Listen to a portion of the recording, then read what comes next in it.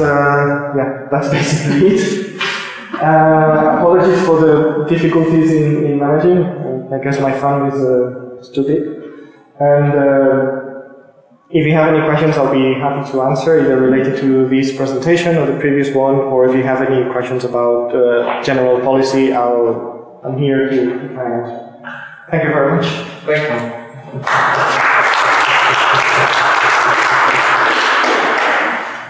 Are there any spontaneous questions that Good morning. My name is Eric Melchior. I'm from Bureau Certification. And the trend of various regulation are basically increasing complexity in the grid. That's mean that we are increasing also the gap between the available skills people and those new technologies that are putting. And at the end, technology that is implemented by a team of people that are lack of competence. And you don't need to go very far in technicality. You just think about making buildings slightly tighter than the common practice, no matter which country.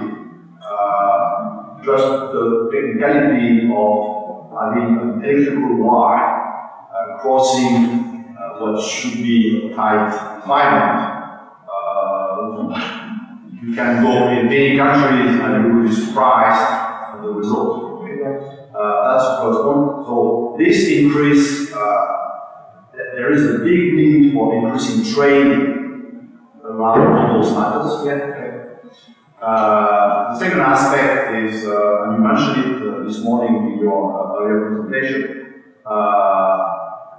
clearly to achieve the objective, the key bottleneck, the major one, is finance.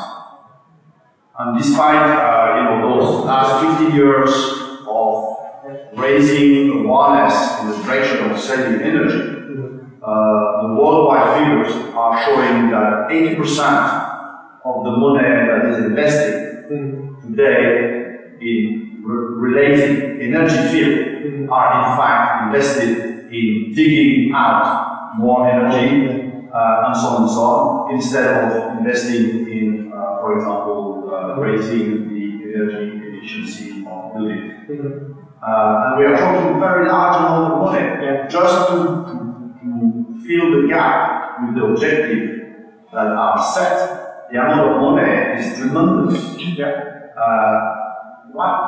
What is planned to address that? Because we can have all kind of products, all kind of regulation, everything. If you don't have the money and the training of the people, because you can spend money on a poorly trained person, at the end, that person will get paid, the job will be done, but the result will be zero. Or worse. I fully agree. So it looks like it's obvious to everybody, but we cannot see in the general policy of the European Commission a very strong emphasis on that. Okay, they are kind of spending money with a little bit of salt on some research project, which is very nice, H2020, they are putting money there and there. At the end, it's quite significant amount of money, but the scale of what is needed to achieve the objective and this money being spent is completely out of whack. As I was saying this, even if we spend 100% of the budget of the EU, which is peanuts, compared to the national budget, so it's nothing. It's 0.7% of the GDP across the EU, I think. I'm not sure about the latest figures, but anyway. Even if we spend every single euro in it, it would be completely insufficient. No, this is not what I'm saying. If you look at the finance, the people who take the risk, or the people who are doing something, are not the people who are putting the money on the table. So if you can enable some scheme that will leverage all that money out there with some kind of guarantee, Because all those people that are for money, the only thing they want is a bit of guarantee. Yeah. So And EU can provide that kind of guarantee without spending the money, okay? In order to leverage that money. Of course, the budget will do nothing. So there are a few schemes. This is a whole different conversation. Actually. Yeah, I'm sorry, but No. It's It take hours to discuss. yeah. No.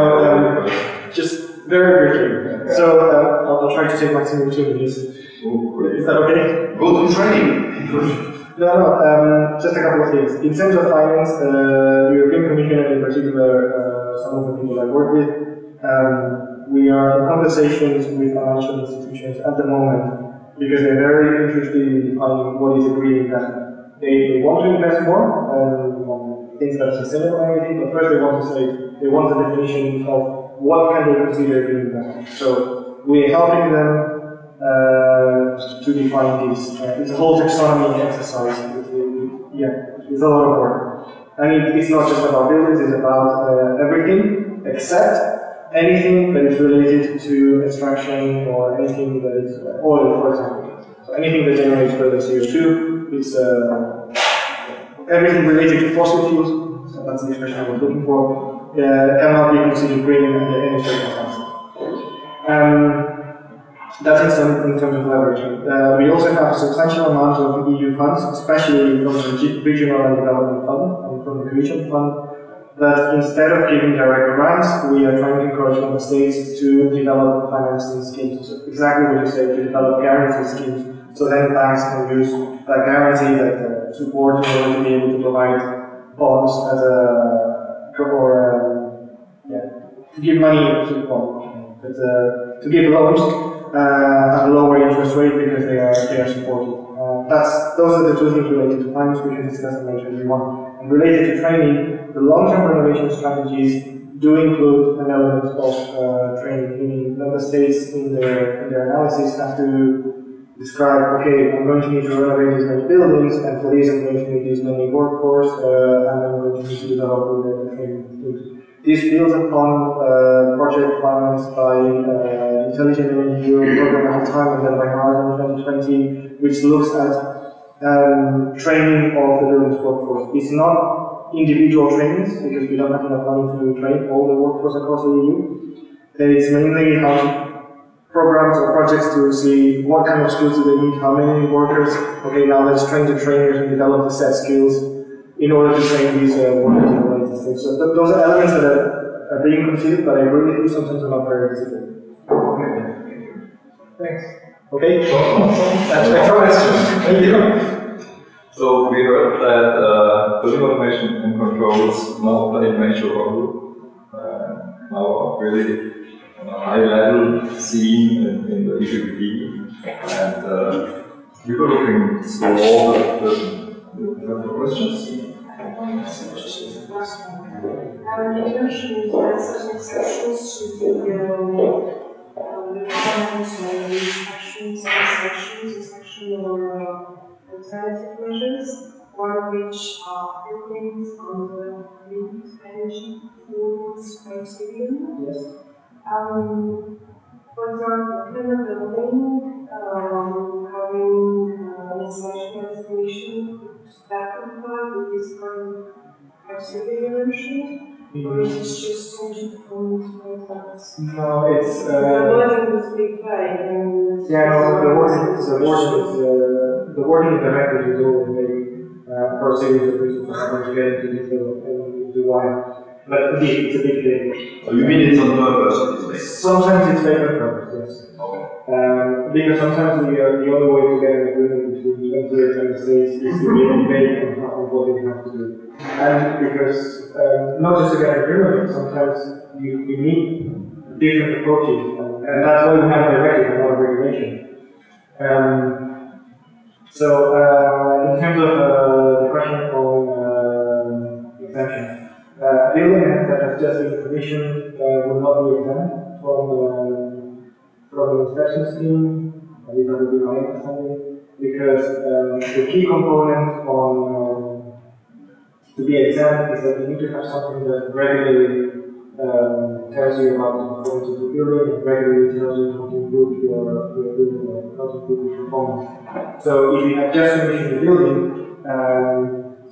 yes, your building works perfectly right now, but you don't have that ongoing element that is necessary. And that's why an energy services contract, for example, would extend you, because that is something that is looking at the building on an ongoing basis and ensures that every year or every 6 months somebody looks at the system and tries to see how they can make it work better.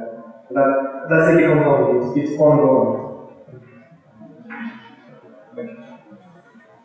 So now we heard about building automation controls in the EPBD, and now, as Paul just said, the things that are requested, that are required now for buildings, they are rather vague. So we have a set of functions, and we need to define now what does this mean? What is benchmarking? What is everything? What functions do we really need? And now Bonnie Brook from Siemens and UBEC, on behalf of UBEC, will report on what does it mean, bugs in the EPBD? What does it mean for the real life for implementation? Thanks, Bonnie. Direct questions for Bonnie? Well, I have a question on the communication aspect, but I don't know whether I should direct it to you or to you, because you mentioned there are multiple standards in place. And there is, as far as I understand, no European view on which standards are accepted. So, in case, for example, all systems are able to communicate to each other, but they use a proprietary system, would that be okay? What's the Commission's view on it? What's the industry view on it? As long as you can actually meet the capabilities requirements, I would say. So whatever is needed, they definitely have to communicate. You might have an appliance, for example, in your building that you would like to also integrate in the building automation system. As long as they communicate and they can do these things that are required, and again, I cannot be more specific because it really has to be defined at the member state level, then yeah, I would say, why not? They can probably use proprietary, because that doesn't, actually using proprietary, especially from automation level to field devices, is probably recommended, because that encapsulates basically, you know, against cyber attacks and all the rest, so the building will stand alone, still function. Just to point out from the directive point of view, the directive has to be strictly non-technological. It has to be. Thank you. It has to be technology neutral, meaning it cannot propose any specific technologies. It cannot bar any specific technologies. It's very strict about this. It only says you have to comply with these requirements. However you do it, whichever system you use, it's really up to you, or up to the member state to define. Otherwise, you have missed this cargo as your enemy. But 60%, if I'm not mistaken, of systems use BACnet.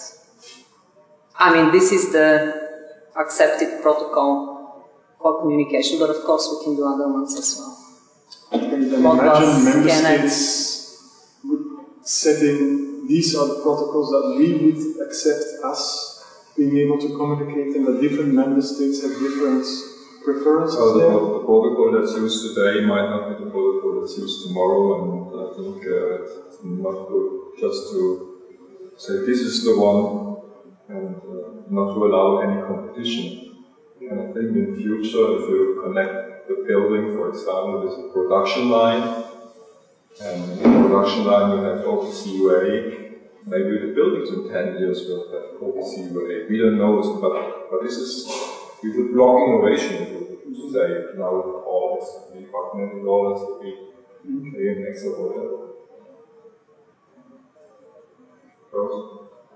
I would fully agree with your conclusion at the end. If you interpret inspections as as a regular inspection to keep the system running as it is and optimizing as it is. And we have self-adapting, self-learning things or reporting things on that. But I doubt if you interpret inspections as a regular, I would say long period inspection to check buildings, whether their technology, their framework, or their design is actually according to the current needs, or if there are improvements on the machine. Or let's say whether a new air handling unit, a new chiller, or a new boiler, or instead of boiler, a heat pump would be a better solution. So in case we interpret inspection, the regular one, which is the, I would say, yearly or every 2 years, I fully agree on that. But we have another aspect of inspections which should improve the building stock on newer technology, on current use or whatever. So I think we have to speak with two languages. What is inspections is, what we understand from inspections. And there is still a need to improve the building stock, and there is still a need for physical inspections in that, I would say, longer period on that topic. But it's covered. Yeah, I mentioned this already as well, about renovation and refurbishment. I mean, of course, because the building life cycle is longer than the life cycle of a system, including the building automation system, by the way, which is now a technical building system recognized as well. But what you say is actually covered in EBBD, because in EBBD it's saying if you replace parts and components of technical building systems, the whole system has to be inspected or analyzed. But also before to aware awareness on changing systems, not only if you are doing that. And I think the word inspection has different meanings and different interpretations on that things. It can be a regular one, I think keeping it running, let's say, and optimizing during that process, or it can be used as an energy inspection closer to, let's say, a building analysis or EPC, whatever doing on that thing. So I think there are two different aspects of that thing, and that should be also be very important. Yeah, but both can be called inspections, but they have different meaning. So do it in an ongoing manner, and then you're not in trouble. Yeah. So when you renovate, you make sure that when you replace your old boiler with a heat pump, that communicates that the building automation system can control it and integrate it together with all the other systems, and But as the discussion now shows clearly, it's not like a vacuum cleaner that you buy, put in the building, use it. It's totally different. You have the design phase, which is much more complex, with building automation across the whole technical building system. You have the commissioning phase, you have the usage of the system over the years. That's where you say you want to save all the energy. So it's a lot, and we heard about it, a lot about commissioning, about monitoring, and about the usage of data. We have an expert here. Yeah. Stefan Plesser. And to give a report on how we're going to do that effectively, the usage of the systems, design from design phase to the commissioning to the monitoring process. Do you have any questions? I do. Have you proclaimed yourself a certification authority, or is it somehow linked to the actual legislation, or will it be? Not linked to legislation as such. It's a voluntary certification, and we work with the local HVAC organizations to localize it. We accredit commissioning engineers for each country, who we will not make expert. If they're not expert to start with, we won't accredit them. So they'll be expert in commissioning engineering and in the local building codes and requirements of their country. So we'll ask them to look at our protocols and to apply their national expertise as well, and we certify the package. So you're relying on the trust which RIFA and ERM built in the past? Well, our protocols are standardized. Yeah, I may compliment the answer here. To have the status of delivering a certificate, okay, there is a norm, which is ISO 17065. That norm, which is pretty thick, comes in three key points. One is you have to demonstrate that the way the protocol you are operating is operated in a fully independent way. And under independence, you can look at it in different angles. It's independent in terms of technology, it's independent in terms of whether it is the product side, the building side, or the insurance side, and so on. Okay? Then the second criteria is reliability of the protocol you are using. That means that protocol we are deploying needs to demonstrate that the way it is articulated, it will create reliability. That means you can run several times the protocol and you end up with a similar result. Okay? So there are 3 or 4 criteria that are built up in that ISO 17065 that this company will be accredited. Okay? This is a worldwide approach, okay? And therefore we can then deliver a certificate that has the real value. So it's not just coming from the cloud. Of course, we've done 2 years' work relying with manufacturers' input, with consultants and engineering people that are doing commissioning and so on. Okay? But the value lies more in this repeatability, reliability, independence. What I'm talking about is early on, we've seen the EPBD that there will be some, or will be connected to some certification. No, this is you already have some certificate for BECS, and you already have your own set of groups. And is it somehow connected, or just a general question? We will apply the regulation or norms of the trade. That means we are not influencing the norm. But if in the process the owner says, okay, I want to reach those objectives, we are going to qualify with the owner how you put those objectives in current regulation terms. Do you mean to shoot for an A, B, or C? Do you mean to have a top air quality? What is your priority?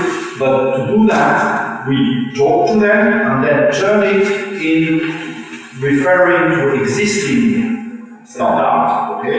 Whether they are right or wrong, it doesn't matter. The point is to not reinvent the wheel and to agree on the direction to go that is not just,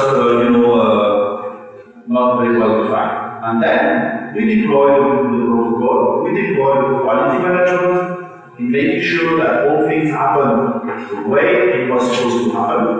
And at the end, it's a result of what do chief orchestra. You can have fantastic musicians, okay? If you don't have a chief orchestra that have the right methodology to reach that objective of creating a symphony or whatever, you don't get it. It's exactly the same. At the end, the building will not sing by itself, but the people will be happy to be in it. Typically, for example, people might think that most controls would be here,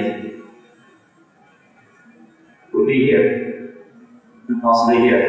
But we try and almost front-load things. If you get a plan, you work with the owner, and then that translation by the designer, it doesn't mean you'll end up right. Well, it's a hell of a lot more likely. So much more than would be done in the average in the industry, we really try and front-load the tests at the beginning of the process by seeing exactly what the owner wants. Is it better than EPD? Does he want near zero energy now? Does he just want cheap and cheerful? What does he want? And we translate that.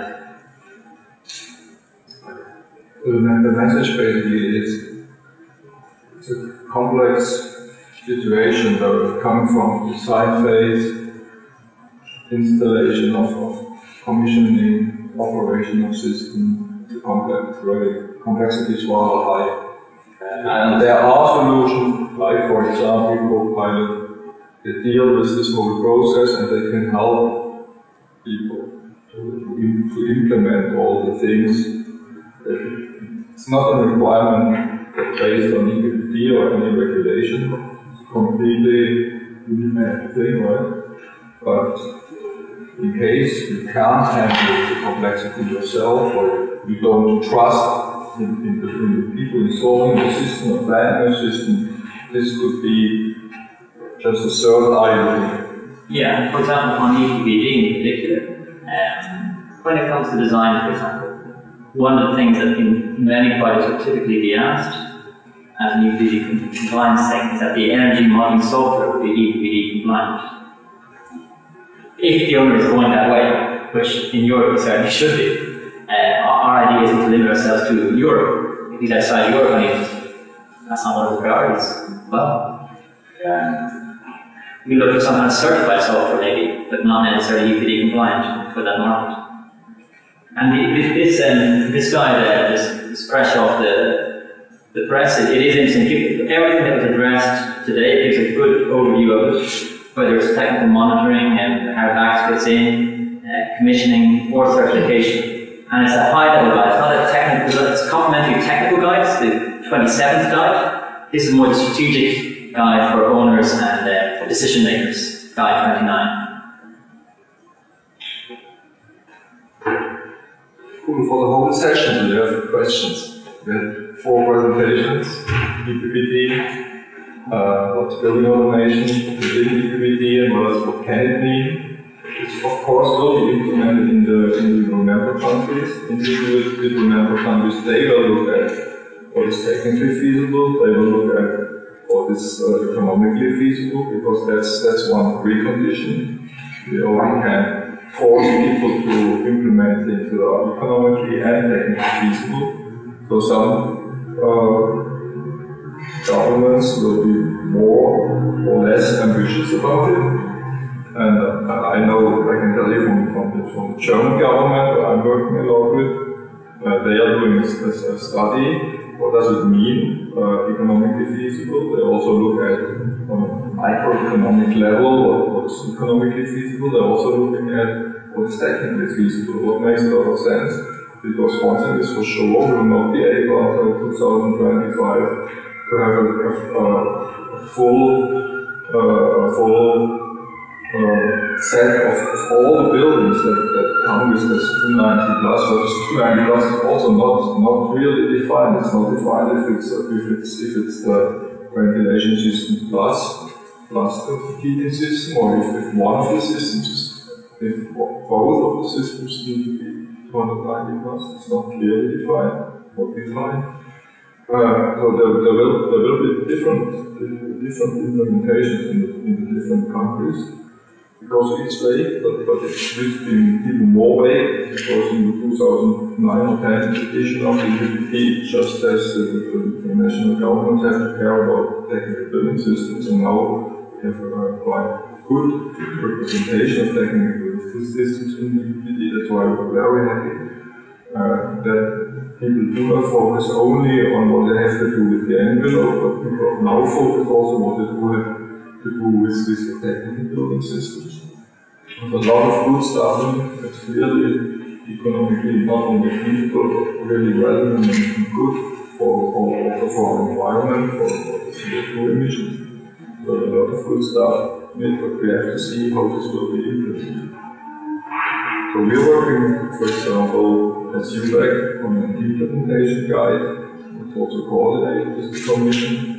So after the Commission will publish soon the implementation guide, we will come up with our implementation guide that's a little more and more into detail, but completely in line with what the Commission is implementing for the national government. But on the national side, we also try to be in contact with national associations and companies, also to make them aware of what's going on. maybe make them a bit more ambitious of the process, that they can also ask the government how they're trying to implement it.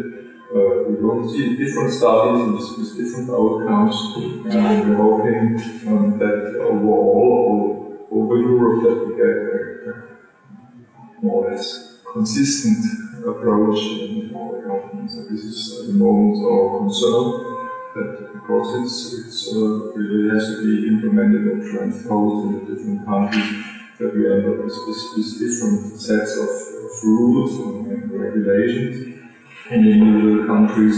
That's a bit of our concern. That's why we also have our guidelines prepared and ready to publish after the Commission is published, where we recommend how to do the implementation.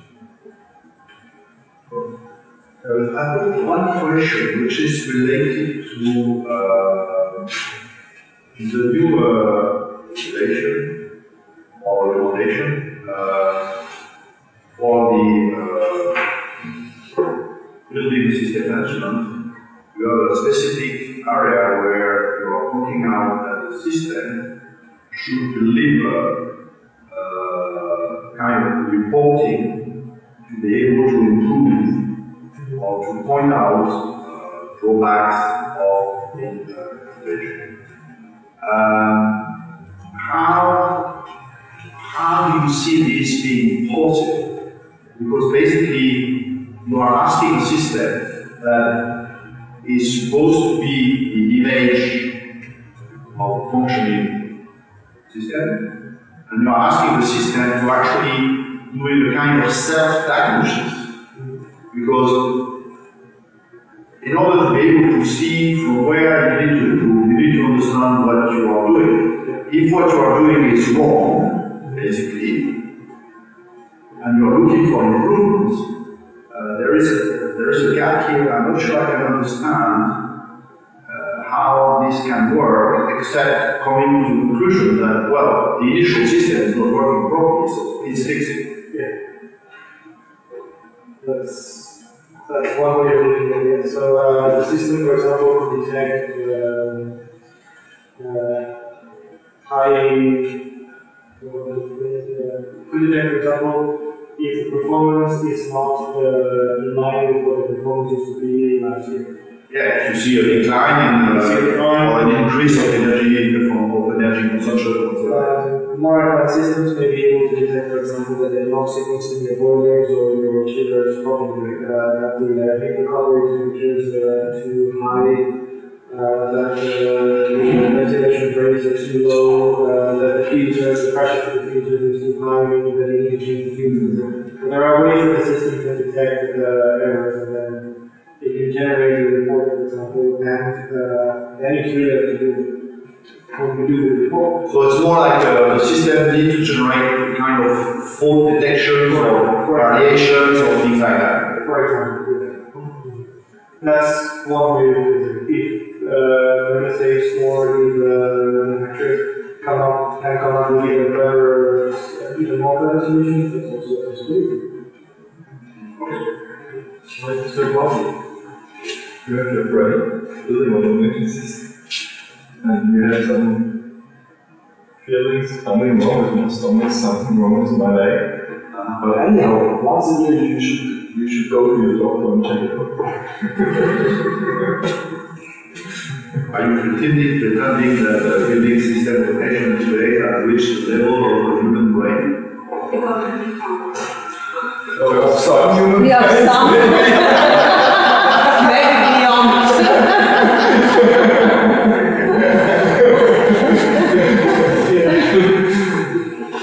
Yeah, it's artificial intelligence, right?